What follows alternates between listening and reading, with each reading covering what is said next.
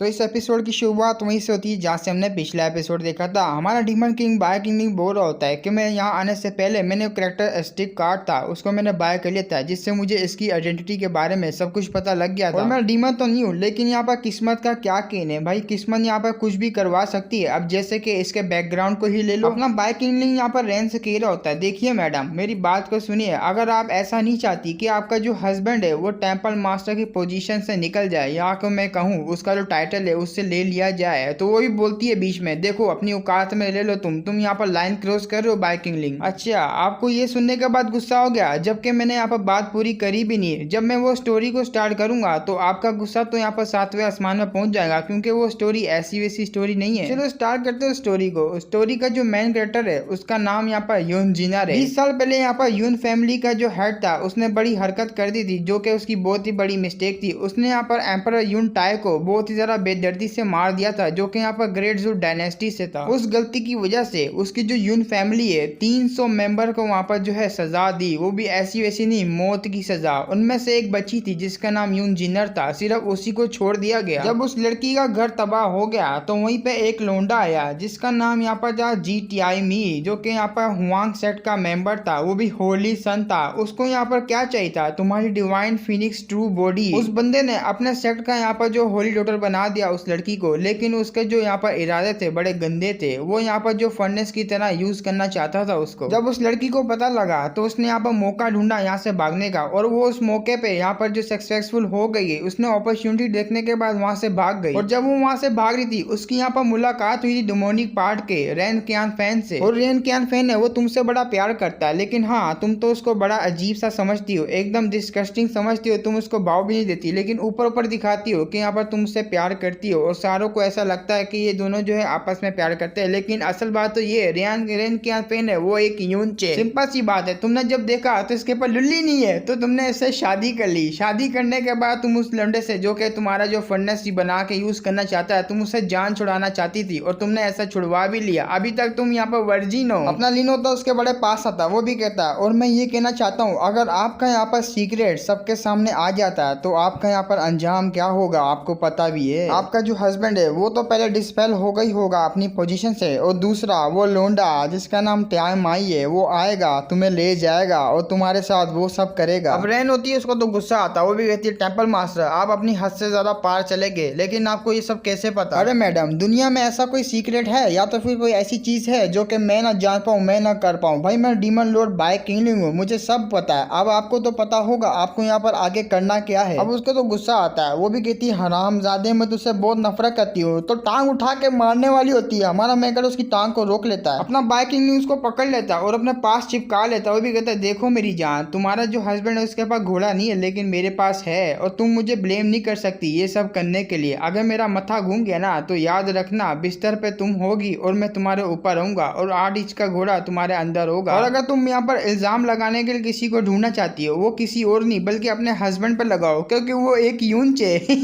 ठरकी किधर के मुझे जाने दे। और पहली बात ये है, वो जो हुआंग सेट की अपॉर्चुनिटी थी मेरे पास जो कि वहां से भागने की, वो मेरे पास नहीं थी। जो मेरा दूसरा मौका था वो और कोई नहीं बल्कि तू था साले, तू है।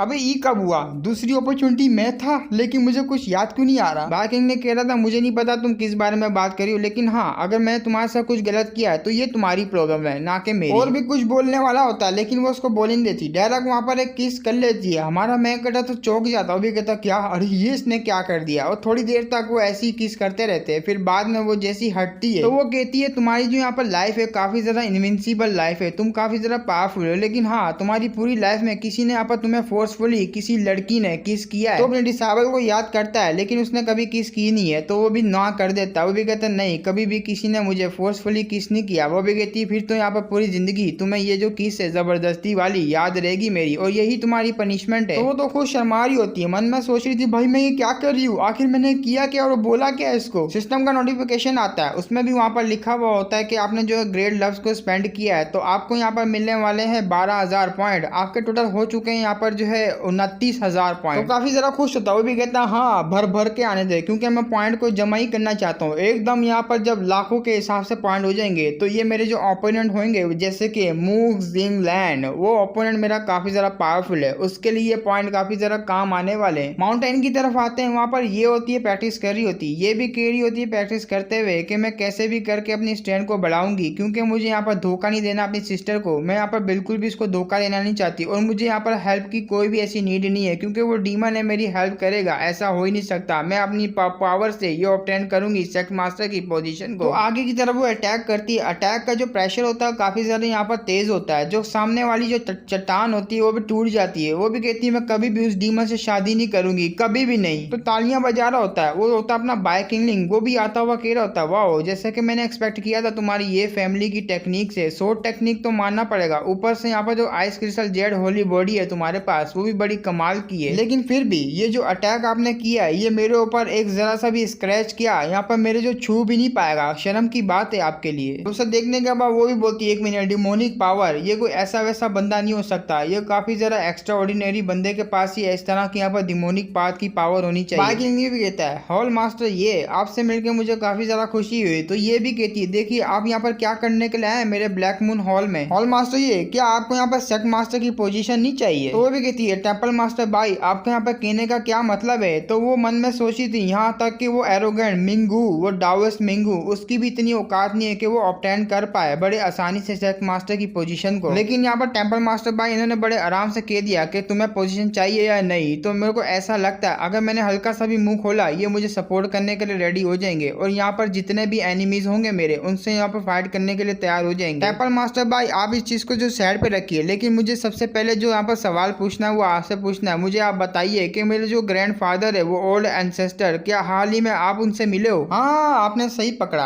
क्योंकि मैं उनसे हाल ही में मिला हूँ। तो वो भी कहती है ठीक है यहाँ पर मैं जो सिचुएशन है उसको अब समझ पा रही हूँ, जबकि तुम मेरे ग्रैंडफादर के साथ मिल चुके हो। तो मैं तुम्हें बता दूं मैं कभी भी तुम्हारे साथ शादी बिल्कुल भी नहीं करूंगी। तो वो बोल तो देती है लेकिन उसकी टांगे भी कांप रही होती है। और दूसरी बात ये है जो मेरी बॉडी और मेरा यहाँ पर दिल है वो पहले ही किसी और के पास जा चुका है, तो ये इम्पॉसिबल है हम दोनों एक साथ रहें। और आप तो मेरे सिचुएशन को जानते होंगे, इस टाइम पे मेरे साथ ऐसा ही है। तो मन में सोची थी भाई मैंने यहाँ पर जो भी बोल दिया ठीक बोल दिया, इसके साथ यहाँ पर मैरिज तो नहीं करूंगी मैं। और मास्टर आपको क्या लगता है मुझे ये सब चीजें चाहिए? आपका बॉडी चाहिए? बिल्कुल भी ना, मुझे ये सब बिल्कुल भी नहीं चाहिए, और मैं इन चीजों में पढ़ता भी नहीं। तुम जब यहाँ पर यंग थी तो तुमने यहाँ पर अपने पेरेंट्स को खो दिया, और ऊपर से तुम्हारा जो यहाँ पर ओल्ड एंसेस्टर था जो कि तुम्हारा ग्रैंडफादर भी था, उसके पास इतना टाइम नहीं था वो कि तुम्हारे साथ रह पाए, तो वो भी बेचारा टपक गया। तो इन सब के चक्कर में तुम बहुत ही ज्यादा अकेली हो चुकी है, तो मुझे तुम पे यहाँ पर काफी ज्यादा तरस आया, तो मैं तुम्हारी हेल्प करने के लिए आ गया। होंगी, अबे हाँ इसका नाम होंगी है, मुझे याद आ गया। अगर आपको इस चीज से प्रॉब्लम नहीं है तो क्या आप मेरी यहाँ पर बेटी बनना चाहेंगी? और ये सुनने का बहुत चौंक जाती है, वो भी कहती क्या